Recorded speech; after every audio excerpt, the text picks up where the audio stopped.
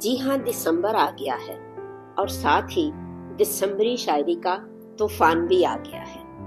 ایک پوسٹ بار بار آپ کی نظروں کے سامنے سے گزر رہی ہوگی، اسے کہنا دسمبر آ گیا ہے۔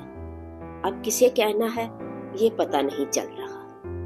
وہ کون ہے جس کے گھر میں کیلنڈر نہیں، ٹی وی نہیں یا موبائل بھی نہیں کہ اسے پتہ ہی نہیں چلا کہ دسمبر آ گیا ہے؟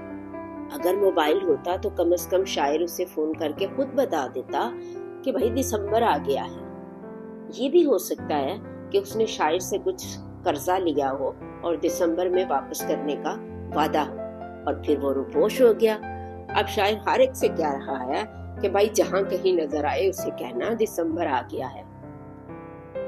ویسے یہ بھی ممکن ہے کہ شاعر کا وہ دوست حیدرآباد میں رہتا ہو اور اسے پتہ ہی نہ چلا ہو کہ دسمبر آ گیا ہے۔ وہ ابھی تک فل پنکھا چلا کر